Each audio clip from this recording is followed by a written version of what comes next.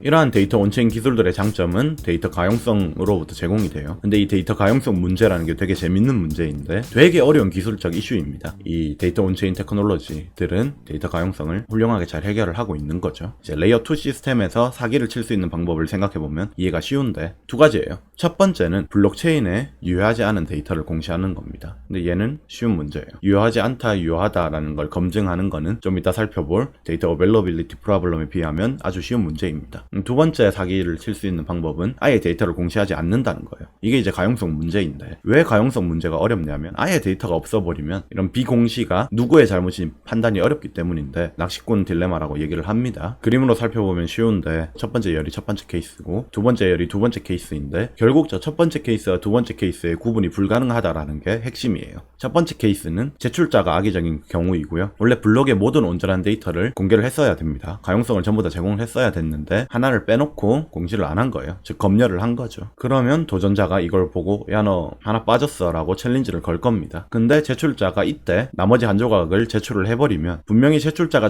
잘못했었는데 도전자가 거짓 챌린지를 건 것과 구분을 할 수 없다라는 거죠. 두 번째 케이스는 그냥 제출자는 올바르게 다 제출했는데 도전자가 야 너 이거 제출 안 했어 라고 챌린지를 거는 겁니다. 결국에 마지막 상태인 이 상태는 구분을 할 수 없는 상황이 돼서 누구에게 페널티를 줘야 되는지 알 수가 없는 거죠. 이런 데이터 가용성 문제를 기존의 레이어 2 프로토콜들은 즉 데이터 오프체인 기술들은 문제를 사용자에게 전가를 합니다. 때문에 사용자가 온전하게 다 그런 걸 보여야 되는데 상호작용 중인 다른 사용자가 있다고 했을 때 그 다른 사용자가 만약에 공시를 해야 되는 데이터를 공시하지 않으면 탈출을 해야 돼요. 근데 이 탈출은 개인의 책임인 거죠. 잘못된 게 분명히 있으면 잘못됐다라는 걸 입증을 하기 위해서 모든 데이터를 사용자가 개인적으로 다 가지고 있어야 돼요. 그래서 사용자로서 모든 이전 데이터를 다 가지고 있고 내가 밸리드했다, 밸리드하지 않았다를 누군가에게 입증을 할 수 있기 때문에 데이터를 온전히 다 가지고 있어야 된다는 단점이 또 있어요. 그래야지만 탈출이 가능하기 때문에 또한 공시자의 과실 여부를 입증할 수 있는 방법이 별도로 없기 때문에 소스 공격의 가능성을 배제하면서 임의의 제3자가 탈출을 허용할 방법이 없습니다. 대규모 탈출이라고 해가지고 실제로 문제가 되는 그런 피처예요. 데이터 오프체인 중에 채널이라는 거는 채널에 속해 있지 않은 사람에게는 오프체인 트랜잭션을 허용하지 않는다는 본질적인 한계가 있고 플라즈마 같은 경우에도 되게 많은 데이터를 사용자들이 개별적으로 알아서 들고 있어야 된다. 그걸 들고 있어야지만 안전하게 자산을 가지고 탈출할 수 있다라는 그런 한계점이 있습니다.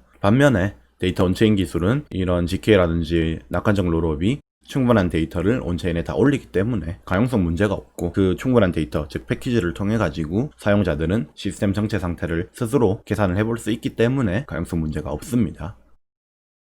그리고 마지막으로 하이브리드 레이어 2 프로토콜을 언급을 할 건데 얘는 레이어 2 프로토콜과 세미 레이어 2 프로토콜의 융복합체예요. 하이브리드예요. 세미 레이어 2 프로토콜은 일반화가 쉽고 등등등 이런 가용성 문제를 해결했고 뭐 이런 장점들이 있는데 확장성이 상대적으로 낮다라고 말씀을 드렸습니다. 그래서 확장성이 높은 레이어 2 프로토콜의 피처와 그런 보안성이라던가 이런 것들을 제공하는 가용성을 제공하는 세미 레이어 2 프로토콜의 피처를 어느 정도 균형 있게 맞춰서 통합 제공할 수 있지 않을까라는 관점에서 나온 게 바로 이 하이브리드 레이어 2 프로토콜이고요. 한 가지 예시를 들어보자면 플라즈마 캐시에 덱스 구현체가 있다고 했을 때 탈중앙화 거래소가 있다고 했을 때 구현체가 있다고 했을 때 히스토리가 폭발적으로 증대한다. 그림으로 보면 좀 더 쉬운데 일반적인 경우 코인 A를 가지고 있다고 하면은 내가 그 가지고 있다라는 히스토리 데이터를 쭉 들고 있었어야 됐습니다. 근데 내가 만약 아토믹 스왑이라고 하는 그런 교환 프로토콜을 통해 가지고 한 코인을 교환을 했다라고 생각을 해볼게요. 그래서 코인 B를 들고 있었는데 아토믹 스왑을 해서 코인 A로 넘어왔어요. 스왑해버린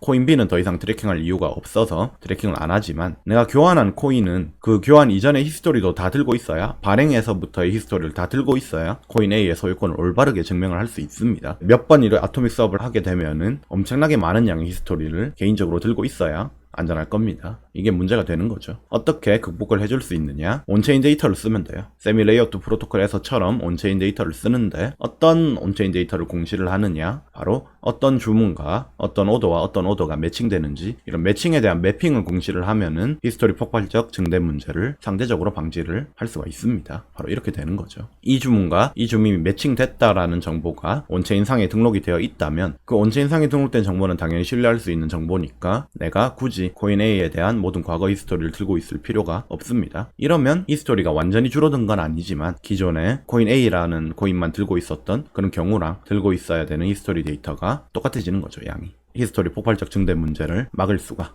있게 됩니다. 하이브리드 레이어 2 프로토콜이 되는 거죠. 이런 하이브리드 레이어 2 프로토콜은 레이어 2 확장성 솔루션 개발자들이 사용자당 데이터를 온체인에 공시를 함으로써 본인들도 개발이 쉽고 일반화도 쉽고 보안성도 높고 사용자당 부담도 줄일 수 있는 그런 강점을 가지고 있습니다. 물론 트레이드 오프는 있어요. 확장성이 온체인의 속도에 어느 정도 바틀렉이 생긴다. 그런 트레이드 오프를 해가지고 제공하고자 하는 서비스에 제일 적합한 형태를 취하면 되는 거죠. 네, 그래서 오늘은 세미 레이어 2 프로토콜과 하이브리드 레이어 2 프로토콜을 한번 살펴봤고요. 되게 이제 재밌는 솔루션들이죠. 특히 기존의 레이어 2 프로토콜에서는 다루지 못했던 그런 확장성 프로블럼을 이 세미 레이어 2 프로토콜, GK라든지 옵티미스틱 롤업은 잘 다루고 있으니까 그런 관점에서 좀 더 연구해 볼 만한 가치가 있는 프로토콜들이고요. 중간에 데이터 가용성 문제를 잠깐 다뤘었는데 그 데이터 가용성 문제를 좀 더 자세하게 얘기를 하지 않을까 싶습니다. 다음 시간에 또 뵙도록 할게요. 유바.